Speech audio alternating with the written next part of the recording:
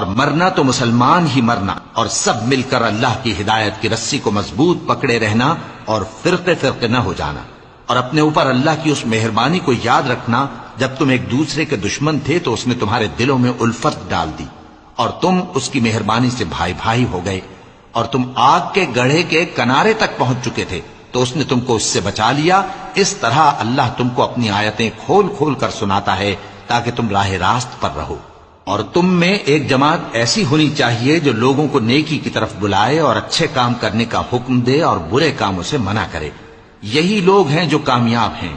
اور ان لوگوں کی طرح نہ ہونا جو متفرق ہو گئے اور صاف احکام آنے کے بعد ایک دوسرے سے اختلاف کرنے لگے۔ یہ وہ لوگ ہیں جن کو قیامت کے دن بڑا عذاب ہوگا، جس دن بہت سے منہ سفید ہوں گے اور بہت سے سیاہ۔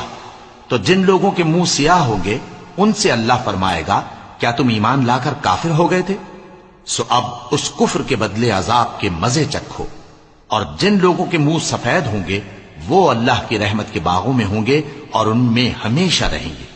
یہ اللہ کی آیتیں ہیں جو ہم تم کو ٹھیک ٹھیک پڑھ کر سناتے ہیں، اور اللہ اہل عالم پر ظلم نہیں کرنا چاہتا، اور جو کچھ آسمانوں میں اور جو کچھ زمین میں ہے سب اللہ ہی کا ہے، اور سب کاموں کا انجام اللہ ہی کی طرف ہے۔ مومنو، تم بہترین امت ہو جسے لوگوں کی ہدایت کے لیے میدان میں لایا گیا ہے کہ تم نیک کام کرنے کو کہتے ہو اور برے کاموں سے منع کرتے ہو اور اللہ پر ایمان رکھتے ہو۔ اور اگر اہل کتاب بھی ایمان لے آتے تو ان کے لیے بہت اچھا ہوتا، ان میں ایمان لانے والے بھی ہیں لیکن تھوڑے اور اکثر نافرمان ہیں۔ یہ تمہیں خفیف سی تکلیف کے سوا کچھ نقصان نہیں پہنچا سکیں گے، اور اگر تم سے لڑیں گے تو پیٹ پھیر کر بھاگ جائیں گے، پھر ان کو مدد بھی کہیں سے نہیں ملے گی۔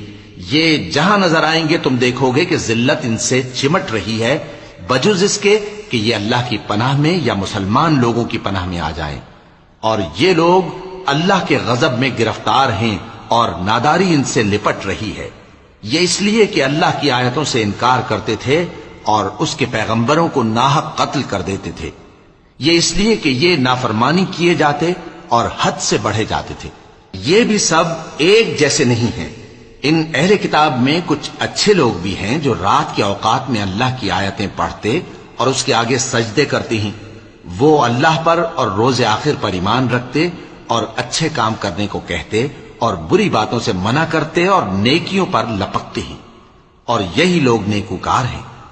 اور یہ جس طرح کی نیکی کریں گے اس کی ناقدری نہیں کی جائے گی، اور اللہ پرہیزگاروں کو خوب جانتا ہے۔ جو لوگ کافر ہیں ان کے مال اور اولاد اللہ کے مقابلے میں ان کے ہرگز کام نہ آئیں گے، اور یہ لوگ اہل دوزخ ہیں کہ ہمیشہ اسی میں رہیں گے۔ یہ لوگ جو مال دنیا کی زندگی میں خرچ کرتے ہیں اس کی مثال آندھی کسی ہے جس میں سخت سردی ہو، اور وہ ایسے لوگوں کی کھیتی پر جو اپنے آپ پر ظلم کرتے تھے چلے اور اسے تباہ کر دے۔ اور اللہ نے ان پر کچھ ظلم نہیں کیا بلکہ یہ خود اپنے اوپر ظلم کر رہے ہیں۔